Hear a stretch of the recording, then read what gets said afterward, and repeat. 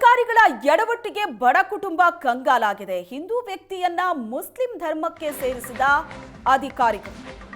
ಅಧಿಕಾರಿಗಳ ಎಡವಟ್ಟಿಗೆ ಕುಟುಂಬ ಕಂಗಾಲಾಗಿದೆ. ಹಿಂದೂ ವ್ಯಕ್ತಿಯನ್ನ ಮುಸ್ಲಿಂ ಧರ್ಮಕ್ಕೆ ಅಧಿಕಾರಿಗಳು ಸೇರಿಸಿದ್ದಾರೆ. ಜಾತಿ ಆದಾಯ ಪ್ರಮಾಣ ಪತ್ರ ನೀಡುವಲ್ಲಿ ಅಧಿಕಾರಿಗಳು ಮಾಡಿದಂತಹ ಎಡವಟ್ಟಿದು. ವೀರಶೈವ ಲಿಂಗಾಯತ ಬದಲು ಮುಸ್ಲಿಂ ಜಾತಿಗೆ ಸೇರಿಸಿ ಎಡವಟ್ಟು ಮಾಡಿದ್ದಾರೆ.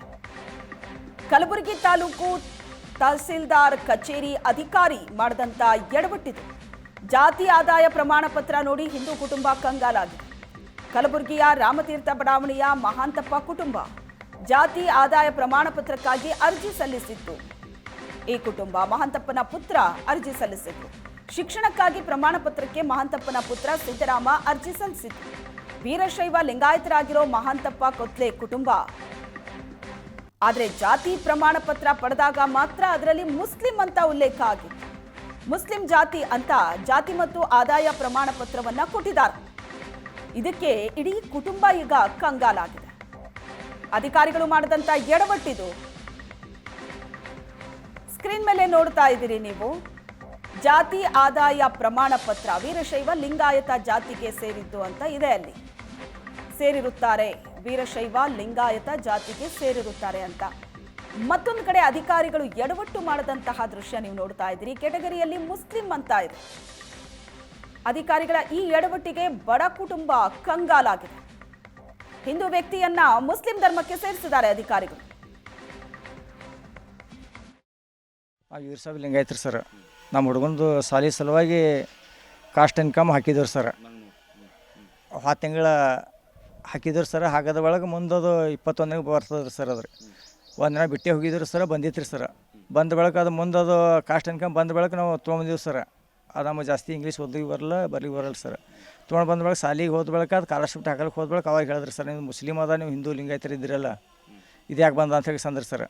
ಅಂದ ಬೆಳಕು ಅವತ್ತಿನ ದಿನ ಹೋಯ್ತು ಸರ್. ಮರುದಿನ ಆಫೀಸ್ಗೆ ಹೋದ್ರಿ ಸರ್, ನಮ್ಮದಿ ಕೇಂದ್ರಕ್ಕೆ ಹೋಗೋಣ ಸರ್. ಇದು ನೀವು ಹಿಂದೂ ಇದ್ದೇವೆ, ನಾವು ವೀರಶೈವ ಲಿಂಗಾಯತ ಮುಸ್ಲಿಮ್ ಯಾಕೆ ಮಾಡಿರಿ ಸರ್ ಅಂತ ಕೇಳಿದ್ರಿ. ನಾನು ಇಲ್ಲ ಆಗ್ಯದ ಅಂತ ಹೇಳಿ ಕೇಸ ಮತ್ತೆ ಡಾಕ್ಯುಮೆಂಟ್ಸ್ ಪೇಪರ್ ತೊಗೊಂಡ್ರಿ ಸರ್.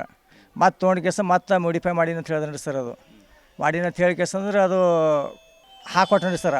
ಹಾಕೊಟ್ಟು ಒಳಗೆ ಅದು ಬರ್ತದ 5 ದಿನದಾಗ ಅಂತ ಹೇಳಿದ್ರಿ ಸರ್. 5 ದಿನದಾಗ ಬರ್ತದೆ ಅಂತಂದ್ರಿ ಸರ್. ಅದು ಏನೋ ಬರಲಾಗ್ಯದ ಸರ್. ಬಂದಿಲ್ಲ ಸರ್. ಬರ್ಲಾರ ಬಿಟ್ಟು ಮತ್ತೆ ನಮ್ಮದು ಕೇಂದ್ರ ಕೇಳೋಣ, ಅಲ್ಲಿ ತಹಸೀಲ್ದಾರ್ ಸಾಬ್ರ ಬಳಿ ಹೋಗ್ರಿ ಅಂತ ಹೇಳಿದ್ರಿ ಸರ್. 2 ಸರಿ ಹೋಗಿ ಬಂದ್ರಿ ಸರ್.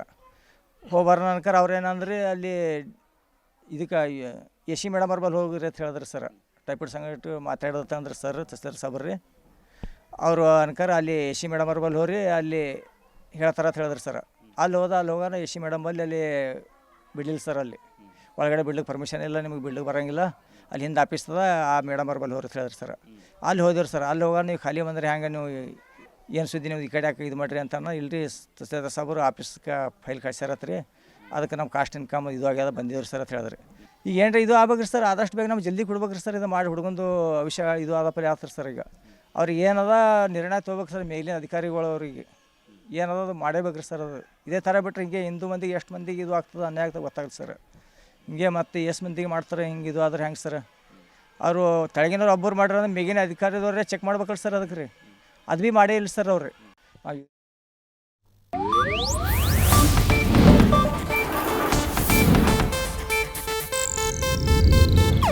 ಇದು ಏಷ್ಯಾನೆಟ್ ನ್ಯೂಸ್ ನೆಟ್ವರ್ಕ್ ಪ್ರಸ್ತುತಿ.